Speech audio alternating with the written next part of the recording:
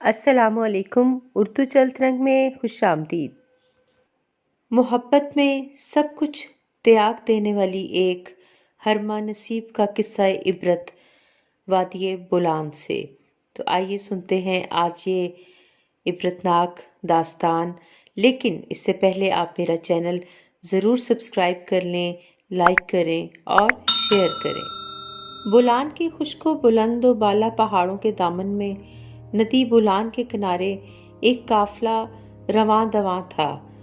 خانہ بدوشوں کے اس قافلے میں بوڑھا گل خان بھی تھا، اس کے 2 چھوٹے بھائی کمال خان، جمال خان، 3 بیٹے جو ریوڑ سے آگے اور ایک بیٹا اپنی ماں اور 2 بہنوں کے ساتھ پیدل چل رہا تھا، اور بوڑھا گل خان اونٹ پر بیٹھا ہوا تھا۔ اس کا ایک بھائی کمال اس اونٹ کی رسی کو پکڑے آگے رواں تھا، اور اس کے ساتھ جمال خان بھی قدم سے قدم ملا کر چل رہا تھا۔ اب شام ڈھلنے کو تھی اور وہ مچھ کے بعد رندلی دھادڑ کی حد میں پہنچ چکے تھے۔ پنجرا پل سے آگے ایک چھوٹی سی سرنگ تھی جسے عبور کر کے وہ دربی پہنچ چکے تھے۔ اب جانوروں پر سے سامان اتار کر پتھروں پر چٹائی بچھا کر 2 روز پہلے پکی ہوئی روٹی اور سالن نکالا گیا، اسے ذرا گرم کر کے پیٹ کی آگ بجھائی گئی اور پھر بستروں پر ڈھیسے گئے۔ جلد ہی انہیں نیند کی دیوی نے اپنی آغوش میں لے لیا۔ اگلی صبح پھر اپنی منزل کی جانب رواں ہو گئے۔ دوپہر تک یہ قافلہ ندی ناڑی کا پل کراس کر کے سبی سے ہوتا ہوا شام کو کچھی کے ایک ایسے علاقے میں پہنچا جہاں آس پاس کے کھیتوں میں جوار کی فصلیں لہلہا رہی تھیں۔ مال مویشیوں کو ایک کھلے میدان میں چھوڑ دیا گیا اور نیشنل ہائی وے روڈ کے قریب ایک چھوٹا سا ریلوے اسٹیشن دیکھ کر قافلے والوں نے وہیں پر پڑاؤ ڈال دیا، کیونکہ کچھی کے اکثر علاقوں میں میلوں تک پانی کا نام و نشان نہیں ہوتا، اور ریلوے اسٹیشن پر ہر دوسرے تیسرے دن ٹرین کے ذریعے پانی لایا جاتا اور ایک بڑی سی زیر زمین ٹینکی کو اس سے بھر دیا جاتا ہے۔ آس پاس کے دیہات والے وہاں سے پانی بھرتے ہیں، جبکہ خانہ بدوش عورتیں بھی یہ پانی بھرتی ہیں۔ صبح سویرے ہی وہ عورتیں گدھوں پر مشکیں لاد کر ریلوے اسٹیشن پر پانی بھرنے جاتی اور شام کو بھی پانی بھرنے کے بعد پھر کھانے کا بندوبست کرتی۔ یوں وہ ہر روز صبح کو پانی بھرنے جاتی تو اس وقت اسٹیشن سنسان پڑا ہوتا تھا، جبکہ شام کے وقت ایک ٹرین آ کر وہاں چند منٹ رکتی تو وہاں رونق سی ہو جاتی۔ گلناز اور اس کی بیٹیاں ناز بخت اور تاج بخت جب پانی بھرنے جاتی تو اسٹیشن پر کھڑی اتنی لمبی ٹرین اور اس میں سوار مسافروں کو بڑی حیرت اور تجسس سے دیکھتی۔ ایک روز جب ٹرین اسٹیشن پر رکی تو ٹرین میں سے دیگر مسافروں کے ساتھ ایک نوجوان بھی اترا جو کافی خوبصورت تھا۔ کالی پینٹ شرٹ میں ملبوس نوجوان کے ہاتھ میں کچھ کاپیاں تھیں۔ ناز بخت کی نظر اس پر پڑی تو وہ اسے دیکھتی رہ گئی۔ وہ نوجوان بھی محبت پاش نظروں سے اسے دیکھنے لگا۔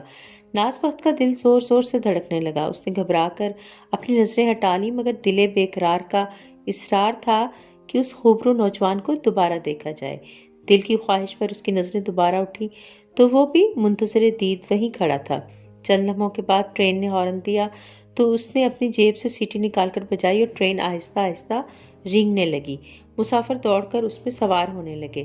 وہ ایک ڈبے کے دروازے پر کھڑا ہو کر پیچھے کی طرف مڑ مڑ کر دیکھنے لگا۔ ناز بخت کی آنکھیں بھی اس کا تعاقب اس وقت تک کرتی رہیں جب تک ٹرین نظروں سے اوجھل نہ ہو گئی۔ نازو، یہ تم اتنی دیر تک ٹرین کو کیا دیکھ رہی ہو؟ بہن تاج بخت کی آواز پر وہ چونکی اور اپنی ماں کی طرف دیکھتے ہوئے بولی، تاجو مجھے ٹرین بہت اچھی لگتی ہے، میرا جی چاہتا ہے میں بھی اس میں سوار ہو کر سفر کر کے مزے لوں۔ یہ سن کر اس کی بوڑھی ماں مشقیں گدھے پر رکھتے ہوئے بولی، بیٹی ہمارے بال سفید ہو گئے اور اس عمر تک پہنچ گئے، مگر ہم نے ریل گاڑی میں کبھی قدم نہیں رکھا، تو تم اس میں کیسے سفر کر سکتی ہو؟ ہم خانہ بدوشوں کے لیے تو یہ گدھے ہی ریل ہیں جن پر ہم سفر کرتے ہیں۔ اس بات پر تینوں ماں بیٹیاں ہنسنے لگیں اور پھر اپنے کاموں میں لگ گئیں، مگر نہ جانے کیوں نازو کا دل اداس تھا۔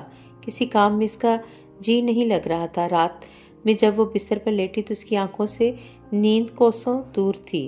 دیر تک بستر پر کروٹیں بدلتے ہوئے جانے کب نیند کی دیوی نے اسے اپنی آغوش میں لے لیا۔ صبح جب وہ اٹھی تو اس کی ماں اور بہن بھیڑ بکریوں سے دودھ نکال رہی تھی۔ اس نے ہاتھ منہ دھو کر کھانا پکایا اور ناشتہ کر کے اسٹیشن پر پانی بھرنے کے لیے چل پڑی۔ اسٹیشن پر دور سے آتی ٹرین دیکھ کر اس کے چہرے پر رونق سی آ گئی۔ ٹرین کے رکتے ہی مسافر اترنے لگے۔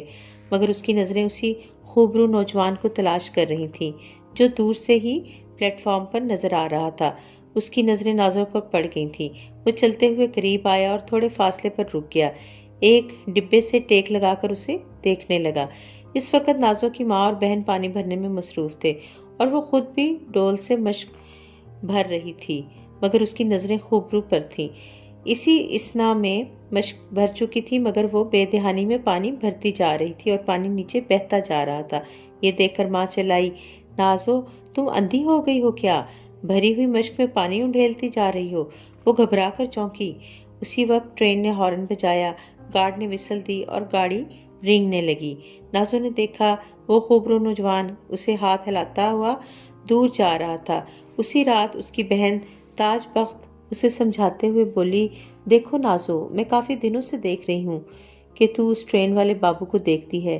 جو ہی ٹرین اسٹیشن پر آتی ہے تیرا چہرہ کھل جاتا ہے اور تم دونوں ایک دوسرے کو گھور گھور کر دیکھتے ہو۔ دیکھ بہن، ان پردیسی اور شہری بابوؤں کا کچھ پتہ نہیں ہوتا کیسے ہوتے ہیں، اس لیے تو اپنے قدم روک لے ورنہ نقصان اٹھائے گی۔ تاجو، مجھے اس بابو سے محبت ہو گئی ہے، میرا جی چاہتا ہے میں اس کی ہو جاؤں، اس کے گھر میں رہوں جہاں در ہو، دیوار ہو، ایک ایسی چھت ہو جہاں نہ تیز آندھی، لو اور نہ بارش کی بوندیں آئیں، نہ میلوں کا پیدل سفر کرنا پڑے، نہ پیروں میں چھالیں ہوں۔ جب کہیں آنا جانا ہو تو ٹرین پر سفر کریں۔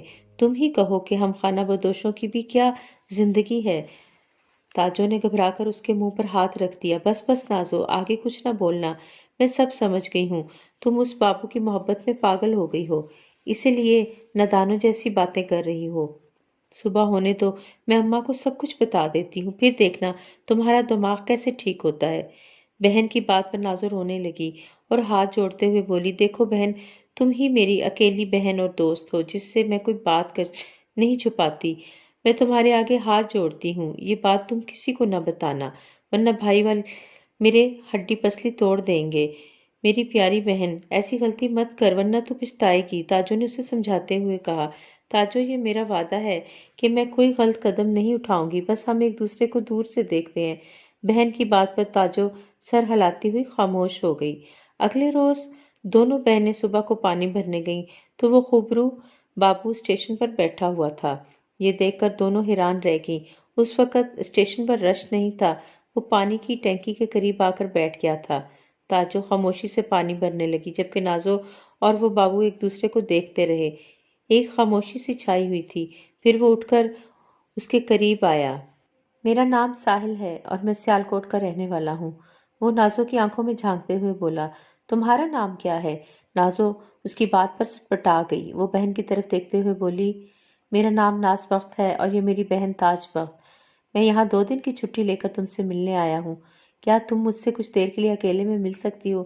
نازو اپنی بہن تاجو کی طرف دیکھنے لگی اور تھوڑا سوچنے کے بعد بولی، میں آج کچھ نہیں کہہ سکتی، کل بتاؤں گی۔ پھر وہ آہستہ آہستہ چلتا ہوا پلیٹ فارم کی طرف چلا گیا۔ نازو، تم حد سے بڑھتی جا رہی ہو، اس لیے مجھے اماں کو سب کچھ بتانا پڑے گا، واپسی پر تاجو نے اس سے کہا۔ تاجو بہن، آج رات کو اس بارے میں بات کروں گی، ابھی آپ اماں سے کچھ نہ بولنا، نازو نے اپنی بہن کی منت سماجت کرتے ہوئے کہا۔ اس وقت تو تاجو خاموش ہو گئی، مگر رات کو اس نے نازو سے پوچھا، نازو، تم نے جو اس بابو سے کہا تھا کہ میں کل جواب دوں گی، تو تم اس کو کیا جواب دو گی؟ میں آپ کے ساتھ اس سے ملنے جاؤں گی۔ نازو، یہ تم کیا کہہ رہی ہو؟ کیا واقعی تم نے اس سے ملنے کا ارادہ کر لیا ہے؟ تاجو حیرانی سے بولی، ہاں، کل رات کو ہم ریل کے پل کے نیچے ملاقات کریں گے، بس آپ میرے ساتھ ضرور چلنا۔ یہ کہتے ہوئے نازو نے اس کے آگے ہاتھ جوڑ دیے۔ تاجو کا دل نرم ہو گیا اور وہ خاموش ہو گئی۔ 400 رات کا سناٹا تھا، چاند کی آخری راتیں تھیں، آسمان پر ستارے جلملا رہے تھے۔ کبھی کبھی سناٹے میں کتے کے بھونکنے کی آواز خاموشی میں تاش پیدا کر رہی تھی۔ نازو اور تاجو چادر میں خود کو لپیٹے آہستہ آہستہ ریل کے پل کی طرف جا رہی تھیں جہاں ساحل ان کا منتظر تھا۔ اس نے دور سے دونوں بہنوں کو دیکھا اور چند قدم آگے بڑھ کر ان کے قریب آیا، پھر وہ تینوں پل کے نیچے بیٹھ گئے۔ کچھ دیر تک کچھ خاموشی چھائی رہی، پھر ساحل اور نازو ایک دوسرے سے اپنی محبت کا اظہار کرنے لگے، ساتھ جینے مرنے کے وعدے ہونے لگے۔ تاجو خاموش بیٹھی ان کی باتیں سن رہی تھی۔ وہ بھی اپنی بہن کی خوشی کے لیے ساحل سے کہنے لگی کہ اس سے کبھی بے وفائی نہ کرنا اور اس محبت کے سفر میں اسے تنہا نہ چھوڑنا۔ ساحل نے اپنی محبت کا یقین دلایا۔ جب دونوں بہنیں ساحل کی باتوں سے مطمئن ہو گئیں تو اس وقت رات کافی ڈھل چکی تھی اور وہ دونوں واپس آ کر خاموشی سے اپنے بستر میں سو گئیں۔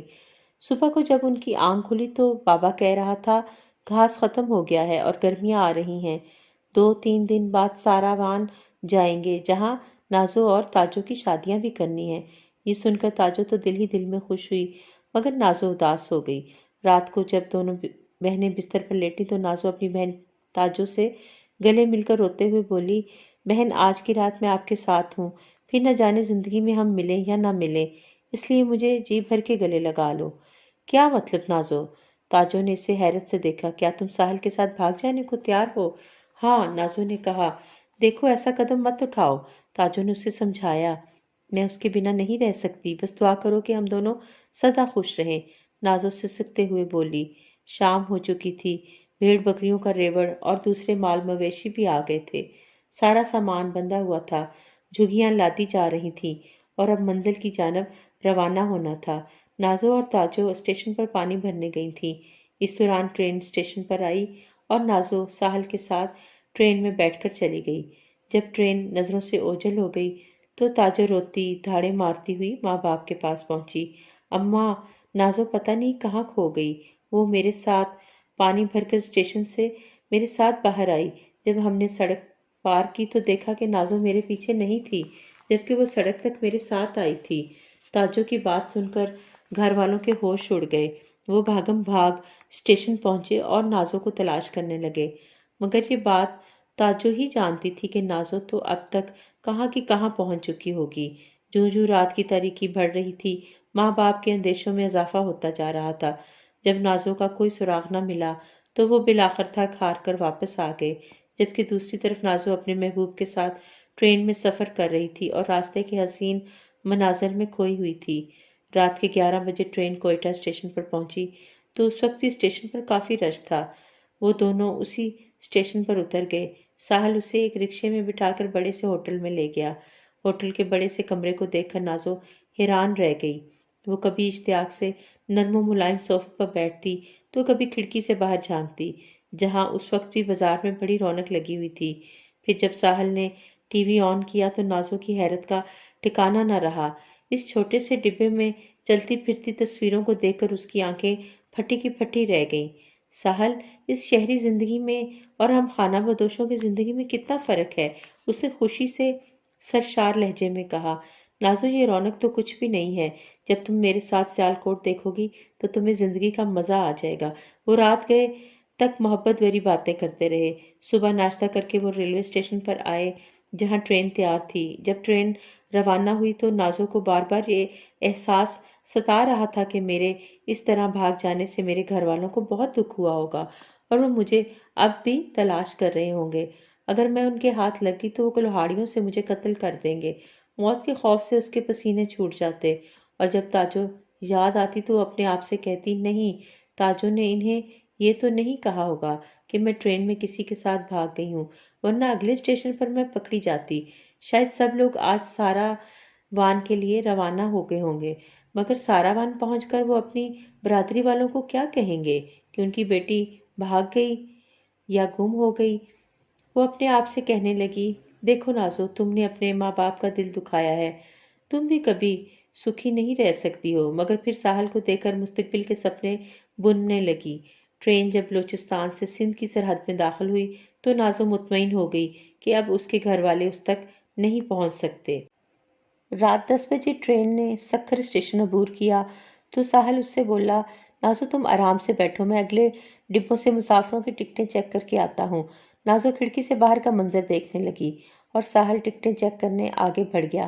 ابھی کچھ دیر ہی گزری تھی کہ ایک زبردست دھماکے کی آواز گونجی اور ساتھ ہی ایک جھٹکے سے ٹرین رک گئی اور ڈبوں کی لائٹ بھی چلی گئی۔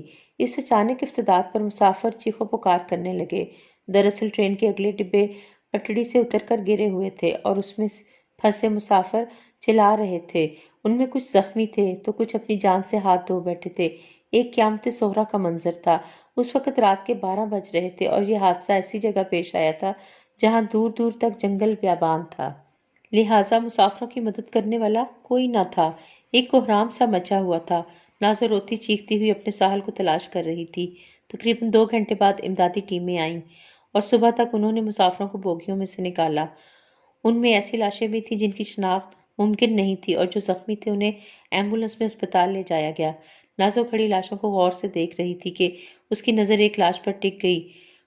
ہاں، وہ لاش ساحل کی تھی۔ وہ دھاڑیں مار مار کر رونے لگی اور چیخنے چلانے لگی کہ اس کی محبت کا مسافر اسے راستے میں ہی چھوڑ گیا تھا۔ اب وہ نہ پیچھے جا سکتی تھی اور نہ آگے۔ اس کے آگے ایک انجانی منزل تھی اور پیچھے موت۔ نازو کو اپنی موت کا خوف نہیں تھا، مگر اس ذلت امیز موت سے ڈرتی تھی کہ اس کی برادری میں یہ بات عام ہو جائے گی کہ نازو کسی کے ساتھ بھاگ گئی تھی اور اتنے دنوں تک اپنا منہ کالا کر کے اب واپس چلی آئی۔ یہی بات اسے ایک انجان منزل کی طرف لے جا رہی تھی، اور وہ ایک بار پھر ٹرین میں بیٹھ کر رات 8 بجے ایک اسٹیشن پر پہنچی تو ہر کوئی اپنی منزل کو روانہ ہو گیا، مگر وہ اسٹیشن پر کھڑی ادھر ادھر دیکھتی رہی۔ کچھ لوگ اسے گھور رہے تھے۔ اچانک اس کی نظر ایک لنگڑے فقیر پر پڑی۔ اے بابا، کچھ اللہ کے نام پر دیتے جاؤ، اللہ تمہارا بھلا کرے گا، تم خیر سے منزل پر پہنچو گے۔ نازو نے سوچا کہ اس نیک بندے سے مدد لینی چاہیے۔ جب وہ فقیر چلتے چلتے اس کے قریب آیا تو وہ اس کے پیروں پر گر پڑی۔ بابا، میں ایک بد نصیب ہوں، میرا کوئی آگے پیچھے نہیں، تم مجھے سہارا دے دو۔ فقیر اسے دلاسا دینے لگا اور اسٹیشن سے باہر آ کر ایک رکشے میں سوار ہو کر ایک بنگلے کے گیٹ پر لے آیا اور اس کی گھنٹی بجانے لگا۔ بابا، کیا یہ تمہارا گھر ہے؟ نازو نے حیرت سے پوچھا۔ ابھی وہ جواب دیتا کہ اندر سے ایک شخص نے گیٹ کھولا اور یہ دونوں اس میں داخل ہو گئے۔ نازو حیرانگی سے اس بنگلے کو دیکھتے ہوئے اس کے ساتھ ساتھ چلتے ایک کمرے میں داخل ہوئی۔ اس بڑے کمرے میں ایک شخص بڑے صوفے پر بیٹھا ہوا تھا، جبکہ اس کے ارد گرد لنگڑے، نابینا اور معذور افراد بیٹھے ہوئے تھے اور وہ پیسے گن رہا تھا۔ اس طرح اچانک لنگڑے فقیر کے ساتھ رات کے وقت ایک لڑکی کو دیکھ کر وہ حیرانی سے صوفے سے کھڑا ہو گیا اور باقی لوگوں کو باہر چلے جانے کا حکم دیا۔ نازو سمجھ گئی کہ یہ کوئی سردار ہے جو غریبوں مسکینوں کی مدد کرتا ہے اور ان فقیروں کو بھی پیسے دے رہا تھا، اور یہ بابا بھی میری مدد کرنے کے لیے مجھے یہاں لے آیا ہے۔ جب سب چلے گئے تو وہ لنگڑا فقیر دروازے کو بند کرتے ہوئے بولا، سائیں، میں آپ کے لیے آج بھتہ نہیں، ہیرا لایا ہوں۔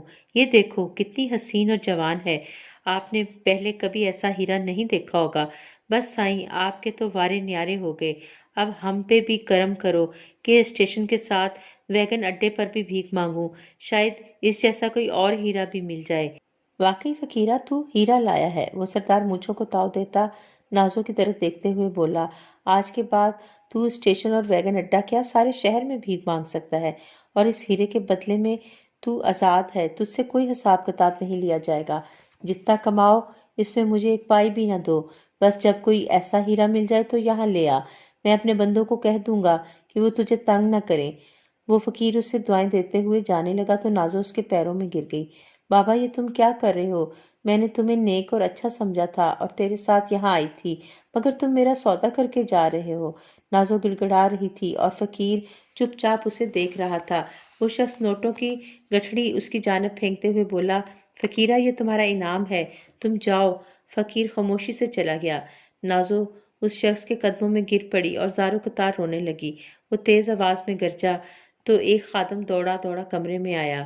اس لڑکی کو اوپری منزل کے کمرے میں لے جاؤ اور اس کی خوب خاطر توازہ کرو تاکہ اس کی اچھی قیمت مل سکے۔ خادم نے حکم کی تعمیل کی۔ وہ نازو کو اوپری منزل پر لے آیا اور کچھ دیر کے بعد اس کے لیے اچھے اچھے کھانے لایا، مگر نازو اپنی نادانی پر پھوٹ پھوٹ کر رو رہی تھی کہ اس نے ایک شیطان پر بھروسہ کیا جو اسے یہاں تک لے آیا۔ اسے کبھی اپنے آپ پر غصہ آتا تو کبھی اس لنگڑے فقیر پہ کہ جو اسے اس جہنم میں چھوڑ گیا تھا۔ یہ سوچ کر اس کے دل میں ہول اٹھ رہے تھے کہ اسے خریدنے والے جانے اس کے ساتھ کیا سلوک کریں۔ اس ذلت کی زندگی سے موت اچھی ہے۔ پھر رات کے نہ جانے کس پہر وہ کھڑکی تک آئی اور اپنی آنکھیں بند کر کے کھڑکی سے نیچے چھلانگ لگا دی۔ فجر کی اذان ہو رہی تھی۔ کوئی اللہ کا نیک بندہ نماز پڑھنے کے لیے مسجد جا رہا تھا کہ اچانک اس کی نظر نازو پر پڑی جو بے ہوش پڑی ہوئی تھی۔ اس نے فوراً دوسرے لوگوں کی مدد سے اسے ہسپتال پہنچایا، جہاں ڈاکٹروں نے کہا کہ اس لڑکی نے اونچی عمارت سے چھلانگ لگائی ہے اور جس کی وجہ سے اس کی دونوں ٹانگیں ٹوٹ گئی ہیں اور ناکارہ ہو گئی ہیں۔ اگر وہ منہ کے بل گرتی تو شاید یہ نہیں بچتی، لیکن اب یہ زندہ تو رہے گی، مگر اپنے پیروں پر چل نہیں سکے گی۔ یہ سن کر وہ شخص یہ سمجھ کر اسے وہاں چھوڑ کر چلا گیا کہ یہ جس کسی کی بھی ہوگی وہ اسے خود تلاش کر لیں گے۔ نازو کو ہوش آیا تو پہلا خیال اس کے ذہن میں یہی آیا کہ وہی ظالم لوگ اسے یہاں ہسپتال لائے ہوں گے۔ اس سے پہلے کہ وہ پہنچ جائیں مجھے یہاں سے بھاگ جانا چاہیے۔ یہ سوچ کر نازو نے اٹھنا چاہا تو اس کے دونوں پیروں نے اس کا ساتھ نہ دیا۔ تب اسے اندازہ ہو گیا کہ وہ چل نہیں سکتی۔ اسی وقت ایک آواز اس کے کانوں سے ٹکرائی، لڑکی تمہارا نام کیا ہے؟ صبح سویرے کوئی تمہیں یہاں چھوڑ گیا تھا اور اب شام ہو گئی ہے مگر کوئی نہیں آیا۔ کیا تمہارے گھر والے تم سے اتنے بیزار ہیں کہ تمہاری دونوں ٹانگیں ٹوٹ گئی ہیں؟ تم ہمیشہ ہمیشہ کے لیے چلنے پھرنے سے معذور ہو گئی ہو مگر تمہیں دیکھنے نہیں آئے۔ یہ سن کر نازو کی آنکھوں سے آنسو رواں ہو گئے۔ میرے گھر والے مجھ سے بیزار تو نہیں تھے، میں ان سے بیزار ہو گئی تھی کہ جس کی مجھے یہ سزا ملی ہے کہ میں موت سے بھی بدتر زندگی گزارنے پر مجبور ہو گئی ہوں۔ یہ سن کر پاس ہی بیڈ پر لیٹی مریضہ نے اسے دلاسا دیا، جس کے بعد تقریباً 1 ماہ تک وہ ہسپتال میں رہی۔ جس دن وہ ہسپتال سے فارغ ہوئی تو اس کی آنکھوں سے اشکوں کا ریلا بہہ رہا تھا۔ وہ اپنے ہاتھوں پر چلتی اپنے جسم کو گھسیٹتے ہوئے باہر آئی تو سامنے ہی کچھ فاصلے پر اسے کسی بزرگ کا مزار نظر آیا۔ وہ اپنے دونوں ہاتھوں کے سہارے رینگتے ہوئے اس دربار تک پہنچی تو اس کے نرم و نازک ہاتھوں میں چھالے پڑ گئے۔ وہ رو رو کر اللہ تعالیٰ سے اپنے گناہوں کی معافی مانگتی رہی۔ وہ سارا دن اسی طرح روتی گڑ گڑاتی رہی۔ اسے پتہ بھی نہ چلا کہ شام ہو گئی۔ دربار کا متولی دربار بند کرنے اندر آیا تو وہ ارد گرد سے بے نیاز اپنے گناہوں پر اشک بہا رہی تھی۔ متولی اسے اپنے چھوٹے سے گھر میں لے آیا اور اس کی روداد سن کر کہا، بیٹی تم گھبراؤ مت، اب یہیں پر آرام سے رہو۔ یہ سن کر نازو کی آنکھوں سے فرتے مسرت سے آنسو چھلک پڑے کہ اس ولی کی کرامت سے اس کے رب نے اس کی دعا قبول کر لی تھی اور اسے انجان شہر میں حفظ و امان سے رہنے کے لیے ایک محفوظ ٹھکانہ عطا کر دیا تھا جہاں اس کی عزت و آبرو محفوظ رہتی۔ آج 25 برس بیت گئے۔ نازو اپنی زندگی کی گاڑی کو اپنے 2 ہاتھوں پر رینگتے ہوئے گھسیٹ رہی ہے۔ ان 25 برسوں میں ایک دن بھی ایسا نہیں گزرا جب وہ اپنے ماں باپ بہن بھائیوں کو یاد کر کے روئی نہ ہو، مگر اب اس کے آنسو اس غلطی کا مداوع نہیں کر سکتے جو اس نے 25 سال پہلے گھر چھوڑ کر کی تھی۔ وہ اچھی طرح جانتی ہے کہ اسی طرح مرتے دم تک پچھتاوے کی آگ میں جلتی رہے گی، تاہم اسے ایک خوشی ہے کہ اس نے اپنی عزت پر حرف نہیں آنے دیا۔